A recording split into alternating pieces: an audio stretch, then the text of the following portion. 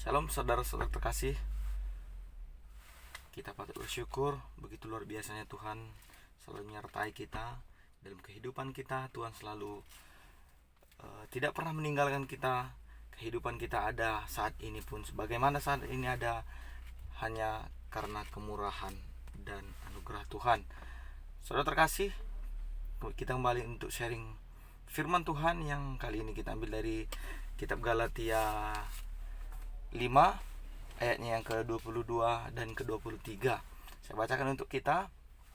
Perikop dari sini adalah hidup menurut daging dan roh.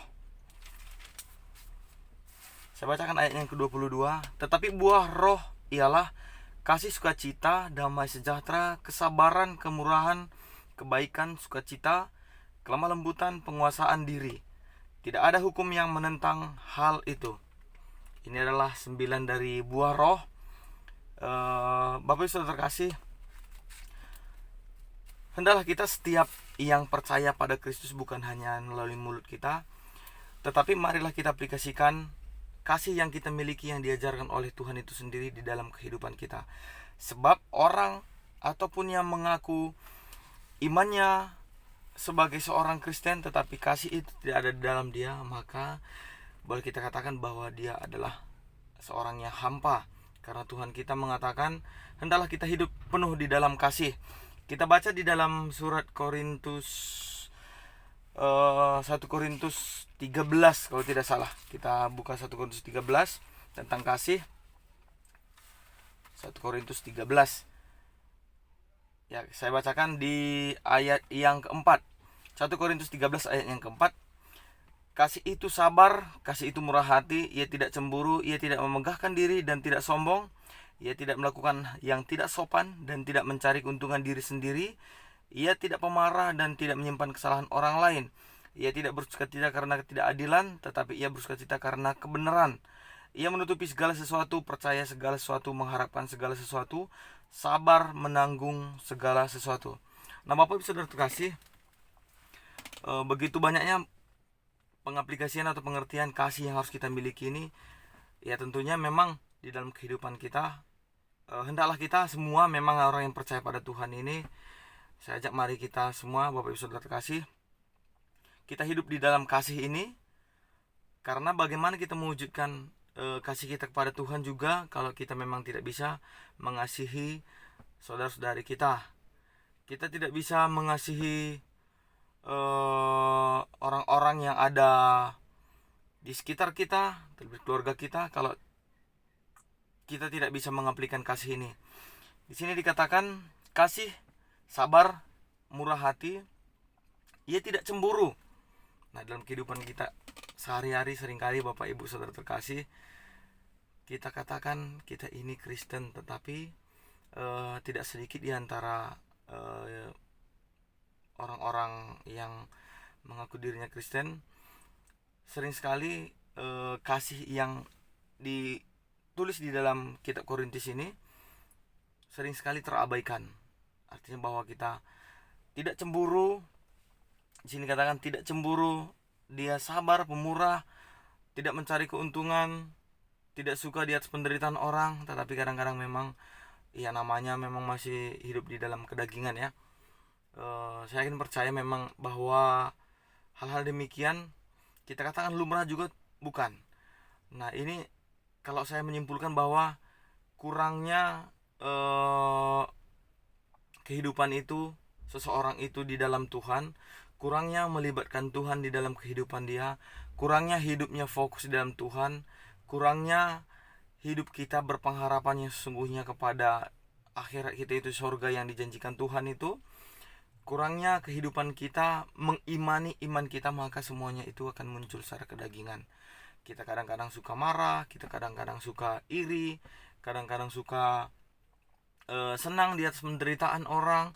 Kadang-kadang kita melihat orang itu kalau dia memiliki kesengsaraan, kita kadang-kadang hilang rasa iba kita. Nah, ini saudara terkasih tentu bertentangan dengan kasih yang diajarkan oleh Kristus bagi kita. Nah, oleh sebab itu saudara terkasih semua, saudaraku, marilah kita mengimani kehidupan kita ini di dalam Kristus, penuhlah kiranya kita di dalam kasih. Supaya apa? Hidup kita pun semakin hari semakin bisa kita mengatakan bahwa diri kita hidup dalam Kristus.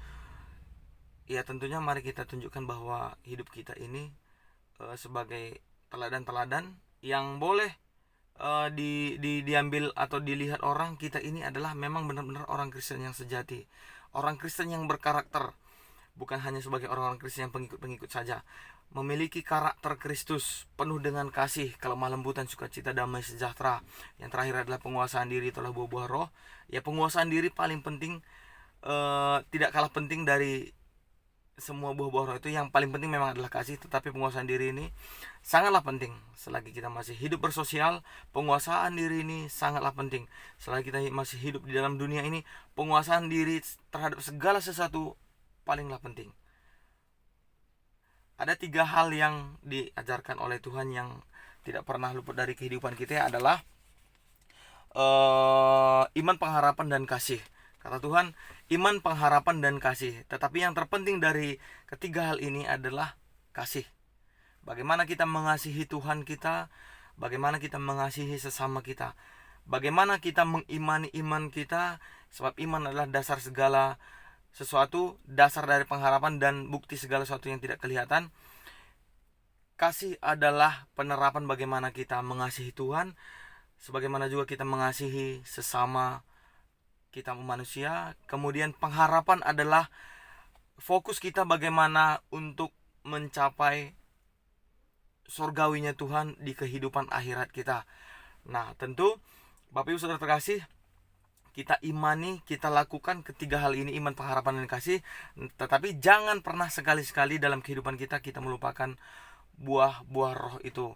Nah ketika kita melakukan buah-buah roh, maka saya yakin percaya bahwa Tuhan juga akan memberikan bagi kita karunia-karunia roh. Banyak sekali karunia-karunia roh ya saudaraku ya. Tentunya yang terpenting yang harus kita kejar terlebih dahulu adalah buah-buah roh. Kita lakukan dalam hidup kita gapai, kita penuhi hidup kita di dalam Tuhan, supaya buah-buah roh selalu ada, nyata, dan memenuhi setiap pergaulan hidup kita, terlebih-lebih kehidupan kedagingan dan kehidupan rohani kita, supaya terwujud di dalam kehidupan kedagingan kita bahwa buah-buah roh yang ada dalam kita boleh kita wujudkan. Nah, hendaklah kiranya kita hidup di dalam kasih, mengasihi Tuhan kita dengan segenap kekuatan kita, akal budi pikiran kita, dan mengasihi sesama manusia seperti kita mengasihi diri kita sendiri. Itu adalah hukum yang utama dan terutama, dan hukum yang kedua yang sama dengan itu yang diajarkan Tuhan bagi kita. Jadilah kita menjadi pelaku-pelaku firman, hiduplah penuh di dalam kasih. Tuhan Yesus memberkati, hiduplah senantiasa oleh iman dan di dalam firman saja. Sola fide, sola scriptura. Tuhan Yesus memberkati kita.